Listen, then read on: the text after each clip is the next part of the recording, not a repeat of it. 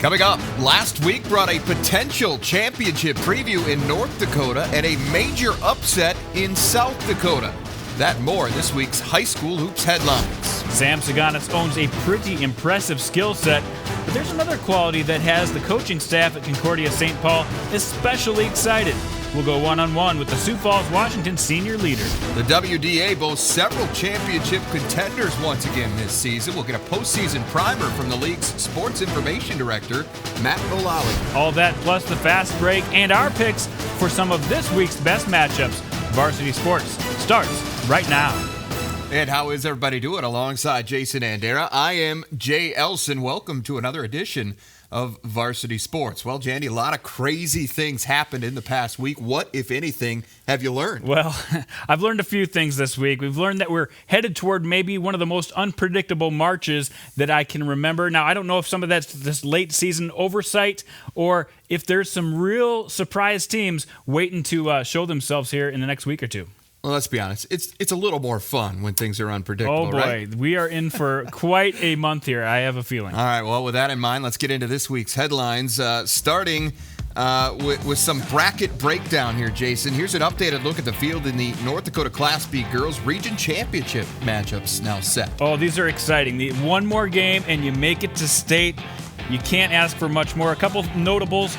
Thompson facing Park River FL. A couple teams that have been in the top 5 all year long. Last time they played on February 4th, it was a 52-48 win for Thompson, one of their toughest ones of the year. The lowest seed still alive, Newtown, a number 4 seed out of their district, still alive in Region 8. Glen Ullin, another team that was 6th in the Super Regionals, so they're a little bit low. They still have to play Trinity. And Bishop Ryan, for the first time in a long time, will not make the state tournament. Got beat on Tuesday night by Velva, 36-29. So that opens things up in that region. Rugby, a team that hasn't made it in a while, has the door open now. Sure.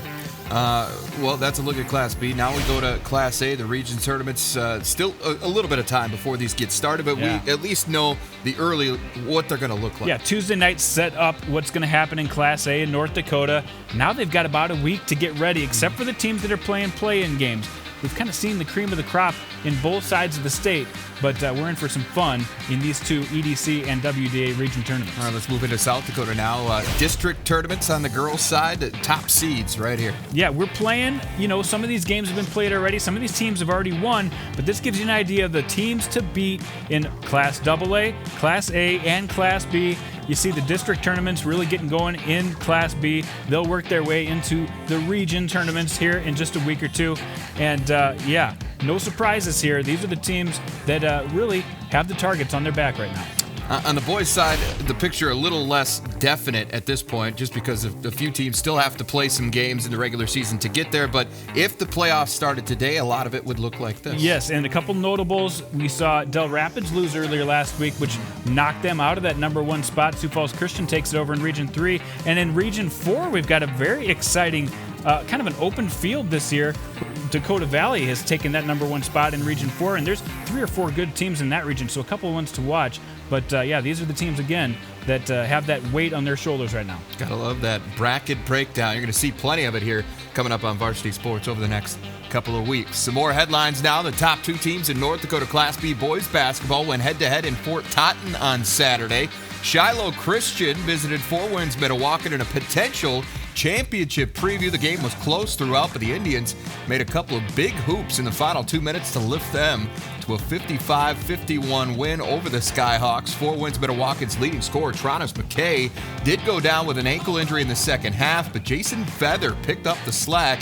He finished with 20 points, 5 rebounds, and 4 steals. It was kind of a defensive game, which you'd think might lean towards Shiloh Christian, but Four Winds found a way to get the win. So a big game in South Dakota happened as well. Del Rapids has been atop of my Class A power rankings most of the season, but the Warriors stumbled a little, losing for the first time since the calendar turned to 2016. A big fourth quarter propelled Lennox to a 52-45 upset in Del Rapids. Jacob Hinker paced the Orioles with 20 points and 10 rebounds. Just goes to show you got to be ready to play this time of year. Yeah, and as you mentioned a little bit earlier, the loss also cost the Warriors the top spot in Region 3A. Sioux Falls Christian now, again, the new number 1. All right, well, Sam Saganas has helped lead Sioux Falls Washington back to the top of Class AA this season, and it's that ability that has him pointed toward a bright future in the NSIC. We'll have more on the Warriors standout senior when we come back. Varsity Sports on Midco Sports Network is presented by Mitchell Technical Institute, Shields, and Farmers Union Insurance Agency. Welcome back. Well, there's a couple things you look for in a point guard in high school: experience and leadership. Well, Sam Saganas has both of those covered. He started almost 80 games in his high school career, and he's led the Warriors to a better finish each and every year. Number 4, Sam Saganas. Sam Saganas joined the Warrior varsity team in 2012, the same time that Craig Nelson took over as the head coach for Washington. Coach Nelson and Saganas have made a winning pair ever since. Me and Coach Nelson came in at the same time, and I just remember him saying, like, always calling me a stupid sophomore or whatever. And then, even at the end of the sophomore year, he's like, you played as many games as some of the senior guys, like, as a varsity player, and now that I'm a senior, it's just crazy.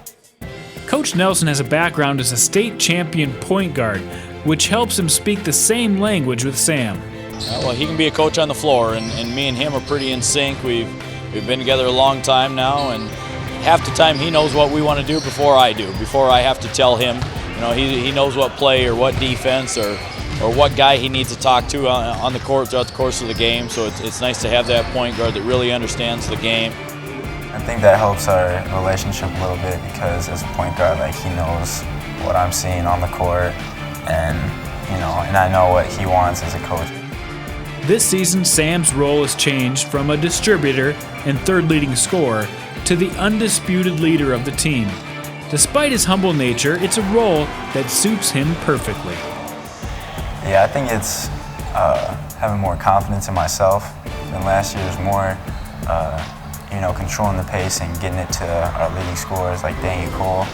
And this year, I'm more like doing everything else, I guess, and just having confidence in myself. As the leader of the top-ranked team in South Dakota, Sam's game has taken a giant step. He's always been a great passer, but this season, he's expanded his range and improved his defense. But nothing gets the gym revved up like when Sam takes it to the rack. It's a skill that he may have picked up from his coach.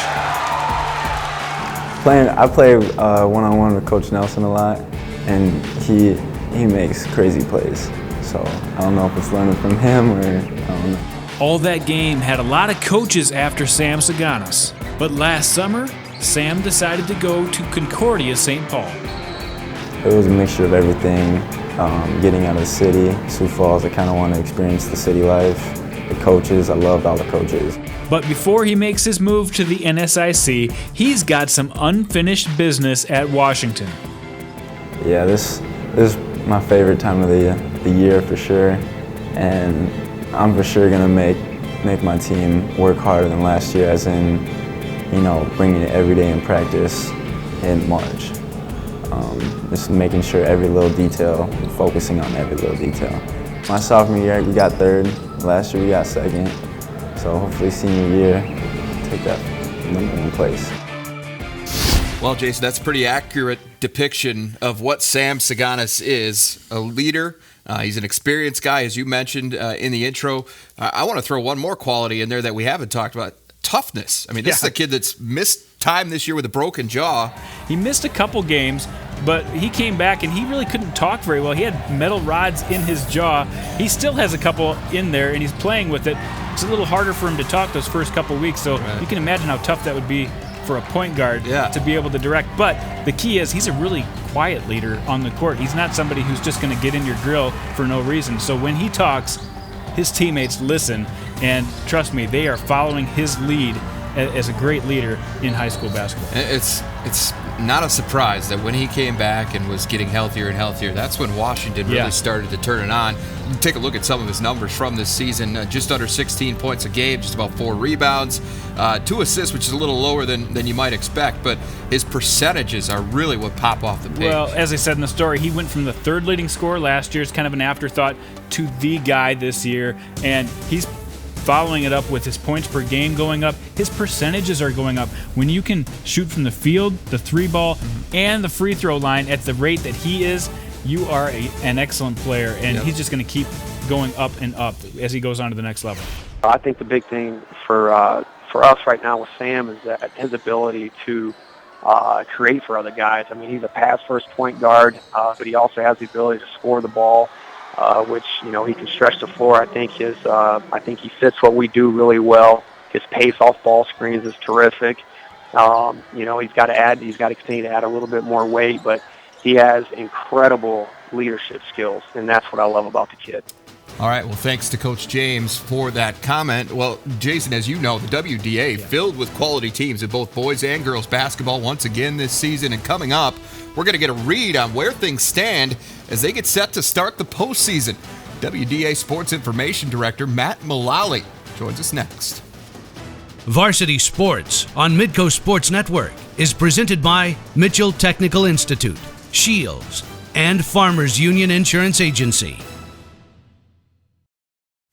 Well, Jason, as we mentioned earlier, region play just about to get started in Class A hoops in North Dakota. The WDA, obviously, a lot of people are going to be paying attention to what goes on with that league, largely because it's got a lot of talent on both the boys and the girls side. And it was crazy last year. We saw the cream of the crop. We saw Century and Minot on the boys' side and Century on the girls' side, but we saw some activity in the regional tournament where we saw some qualifiers we weren't normally thinking might get there. So I think we're in for more of the same this year, so we want to explore that a little bit more here today. Let's take a little closer look at that postseason picture as it is right now. Get a little primer from WDA Sports Information Director Matt Mullaly. And Matt, I know you're busy covering all the winter sports right now, but we're going to stick with basketball today. Let's start with the girls. Century has a perfect conference record. How much better are they than the rest of the conference? You know, you hate to say, you know, one team is you know, just head and shoulders above others in your conference. But I think if there's a year where that we've seen that, it's been this year with Century. They just have so much, you know, depth and experience, and you know, some teams have shown moments where they can compete. But I think, you know, just at the end of the day, Century just has proven that they just have, you know, the depth and the experience, and obviously the playmakers to, you know, to get wins, and obviously the record shows. Okay, let's talk about the rest of the conference now. There's quite a number of teams at or above 500 who have some potential. Which of those teams do you feel is playing at their best right now?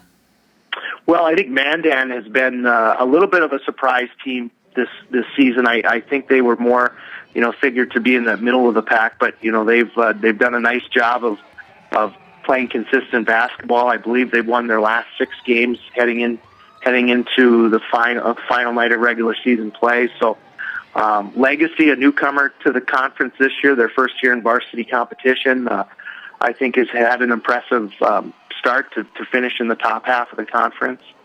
Of course, Bismarck High is always a team that battles for a state tournament. So, you know, there's a few there. I like Mandan. I just think they've shown throughout the regular season, you know, their consistency in their game. So, you know, I think they're a team to watch at the West Region Tournament. Let's switch it over to the boys' side now, Matt. We've seen Minot and Century battle at the top of the conference all season once again. Talk about the strength of those teams this year, and can we expect a title game rematch?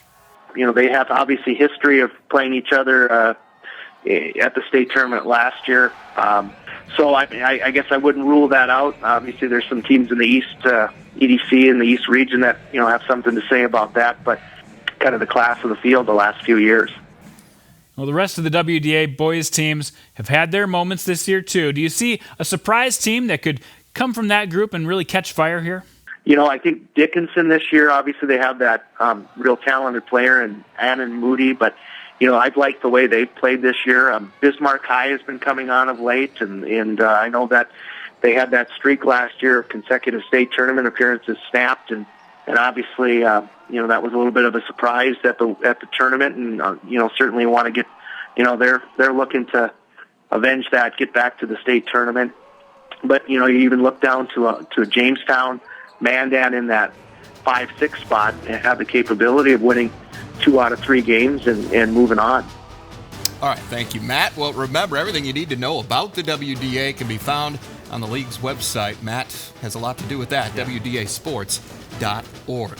Well, Bismarck, Fargo, Sioux Falls, Rapid City. Which big city is going to have the strongest representation in this year's state title games? Jandy's going to answer that and more in this week's Fast Break after this. Varsity Sports on Midco Sports Network is presented by Mitchell Technical Institute, Shields, and Farmers Union Insurance Agency. And welcome back. Well, it's time to pick up the pace here on Varsity Sports. We're going to run the fast break now. You know the drill. I ask the questions. Jandy provides the answers. The trick is he's got to do it without violating the shot clock. Can you do it? Let's do it. All right, let's get to it. First question. We try to keep things positive, as you know, Jason, on Varsity Sports at all times. But with all of these number one teams getting beat over the past couple of weeks, I think this is a fair question. Out of these perceived favorites, is there a team or multiple teams that you think could be in some postseason trouble? Well, first of all, let's get rid of power rankings. It's postseason. Don't worry about who's number one. But if there's a top team that has to worry a little bit, I think maybe Thompson's on the hot seat a little bit. The girls, 20-0 season, but now in the postseason have to take on Park River, Fordville, Lankin, a team that they only beat by 4. They've had a couple close games this year. They got to watch out in the region finals just to make it to state. All right, well, the season's winding down. Let's take some time to focus on some of the individual standings. We talked a little bit about teams there. Which players are on your radar for Player of the Year in North Dakota? Yeah, this is the time of the year we start talking about the best players, who's going to maybe be the Gatorade Player of the Year. I think you got to talk about Anand Moody on the boys' side, averaging over 30 points per game. He's been a machine. And, of course, Dalton Feeney's in the mix. Minot has several players. You kind of look to the better teams. On the girls' side, you got to talk about Sarah Jacobson, but she's probably got it one already. But there's a couple other ladies that are having really good years. Katie Nice out of Williston, leading in points and rebounding in the WDA. Reagan Dennis has had a great year for Century as well. How about South Dakota? Well, South Dakota, we're kind of thinking the same thing. A lot of players still in the mix here. Sam Saganos, guy we just talked about, he's got to be one of the front runners on the boys' side. On the girls' side, you see Ellie Brecht's having an awesome year. Maya Selland has been unbelievable in Class B. She's had a great sophomore year. Is going to have another great year. Those are just a couple cream of the crops, but I'll be writing more about those in my blog soon. All right, look for that. Finally, you're going to have to do some math on this one. Which metro area is going to have more teams playing for titles? Bismarck, Fargo, West Fargo, Rapid City, or Sioux Falls? Luckily, I did do a little prep on this one, so you're not catching me off guard. But Bismarck looks like Century teams both have a shot, and Shiloh Christian has a shot. Bismarck definitely in the mix on this one. But Sioux Falls, I think Sioux Falls Christian really has a good team this year. And both Washington schools, if not one of the O'Gorman schools, I think Sioux Falls probably has more to pick from. So I think Sioux Falls will end up as the Metro Kings at the end of the state tournament. A lot of people would rather you say something else. I think they get a little tired of Sioux Falls, but it is what it is, right? Go Rapid City. All right, well, good stuff, Jason. Well, Dakota Valley and Lennox each pulled off an upset last week, and now they're getting ready to go head-to-head. Which team's going to come out on top? We'll let you know what we think on that and a few more of this week's best matchups next. Varsity Sports on Midco Sports Network is presented by Mitchell Technical Institute, Shields, and Farmers Union Insurance Agency. It's time to make some picks. Jason, you gained a little ground finally last week. Got the upset. Good week, yeah. Got one back on you, but still down in the pace. I'm really hoping to make up some ground for these championship games coming up in a week or two. The formula is going to change, and we'll update you when the time comes. But for now, it stays the same. One pick correct gets you 1 point. The upset pick gets you 2. Let's get started. Here we go. With North Dakota boys, Shanley at Grand Forks Red River. Well, these 4-5 matchups are always fun. You've got Shanley when they get on fire with the 3. They're one of the most streaky. Actually, both these teams. Who are we talking about? Two really streaky teams here. Shanley, when they get that 3-pointer going with Shane Dowenhauer, they can make a run. But the big guys down low for Grand Forks Red River, I think will win this one in the end. I got to go with the big guys and the Riders. I like Red River as well. They got Shanley by 10 in Fargo. The first time they met, I think Braden Hansen, who's third in the EDC in scoring, 18.7 points per game, leads the Rough Riders to a sweep. On the girls' side, Davies at Shanley. Seems like it should be an obvious choice. Is it? I think the only thing you got to worry about here is that last game of the season, looking forward to the playoffs, but that's something that Shanley just doesn't do. They get it done on the defensive end. They'll take care of business. They'll win again. I will say this. Davies gave Shanley their toughest game of the year, 60-49. That's an 11-point decision. That's how good Shanley is. Yeah. Their closest game all year has been 11 points, but I don't see it happening. I like Shanley as well. South Dakota now, good one between a couple of teams that pulled off upsets last week, Dakota Valley at Lennox. You know, when you get to the end of the season, you see different teams. You saw Dakota Valley really struggle in February. Right at the end of February, got it going. They are a different team right now. Took care of Madison. Huge revenge win for them. And then Lennox, the same thing with them. Started off the season with 3 losses right in the row. Since then, they've been a different team. So this will be a really fun game to watch. I do think, however, Dakota Valley is playing at a very high level right now. And again, if they hit those outside shots, they're the team to beat. Dakota Valley struggled in February, but I mean, you saw who those losses came against, right? I mean, it was ridiculous. Their 4 losses for the season against teams with a combined record of 63-15. Right. They played Del Rapids tough the week before Lennox upset the Warriors. I really like where Dakota Valley's at right now. I'm going to pick them as well. And the girls' side, West Central at McCook Central Montrose. Well, I think West Central is a team that's kind of quietly done a good job this year. McCook Central Montrose, though, they've got a huge advantage on the inside, and he starts with Morgan Kepsel. The sophomore's had an outstanding season, and she keeps getting better and better. I think she's going to carry him through March, and it starts right here at the end of February. Fighting Cougars are 9-0 at home this season. I don't think that changes. 7 of those wins came in Salem. Remember, they play a couple in Montrose as well, but this one's in Salem where they are clearly comfortable. I like McCook Central Montrose as well. Finally, upset picks of the week. Talk about playing the best at the end of the season. It's going to carry a little bit. I think Wilmot, the girls, are ready for another upset. They already took one upset out, taking Waubia Summit out. Yep. I think they can beat Waverly South Shore. That's a pretty solid pick. I like that one as well. I'm going to go a different direction.